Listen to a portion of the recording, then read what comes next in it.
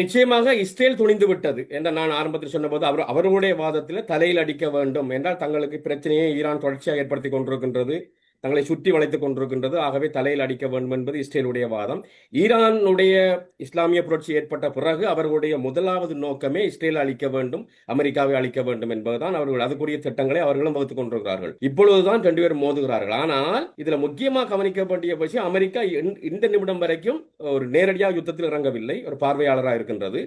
இப்ப இது அடுத்த கட்டத்துக்கு போகுது என்பது, இப்ப தாக்குதல் மிக உக்கிரமாக இன்னும் தொடருமா இருந்தால் இது ஒரு அடுத்த கட்டத்துக்கு போக போகுது. இன்னும் உங்களுக்கு தெரியும், ஈரானுடைய விமானப்படைகள் எல்லாம் என்ன தாக்க தொடங்கவில்லை. அவர்கள் எந்த தூரம் அந்த ஆற்றல் இருக்கிறது என்பதை பொறுத்திருந்தான் பார்க்க வேண்டும். ஆனால் நிச்சயமாக ஆளில்லா விமானங்கள், மற்றது நீண்ட தூரம் செல்லக்கூடிய சக்தி வாய்ந்த ஏவுகணைகள் அவரிடம் இருக்கின்றன. அவர்கள் கொடுத்த ஏவுகணைகள் கூத்திஸிடம் இருந்து அவர்களே துல்லியமாக இஸ்ரேலை தாக்குகிறார்கள்.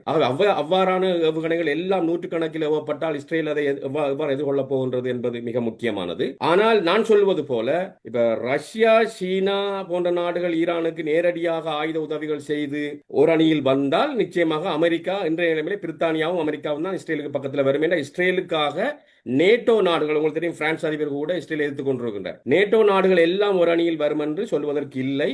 ஆனால் அமெரிக்கா, பிரித்தானியா சில வேளை இஸ்ரேலுக்கு ஆதரவாக வரலாம். அமெரிக்க இலக்குகள் தாக்கப்பட்டால் நிச்சயமாக அமெரிக்கா வரும். மத்திய கிழக்கு மிக மோசமான பின்னடைவை சந்திக்கும். எல்லா இடங்களையும் அமெரிக்க தளங்கள் இருக்குது.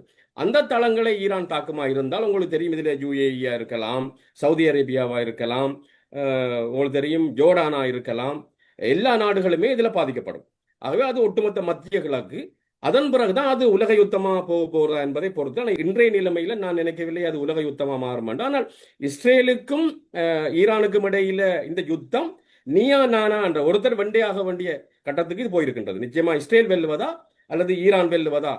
இஸ்ரேல் வெற்றி பெற்றால் மத்திய கிழக்குல ஒரு அமெரிக்காவையும் இஸ்ரேல் இருக்கக்கூடிய எந்த இஸ்லாமிய நாடும் இல்லாமல் போய்விடும். ஆனால் ஈரான் வெற்றி பெற்றால் அது இஸ்ரேலுக்குரிய தோல்வி மட்டுமில்லை, இஸ்ரேல் இல்லாமல் ஆக்கப்படும். அதே நேரம் அமெரிக்காவும் மத்திய கிழக்குல பெரிய ஆதிக்கம் செலுத்துற அந்த வல்லமே இழந்துவிடும். ஆகவே இது 2 கட்டாயம் நடக்க வேண்டிய கட்டத்துக்கு போய்விட்டது என்பதுதான் இன்றைய நிலை.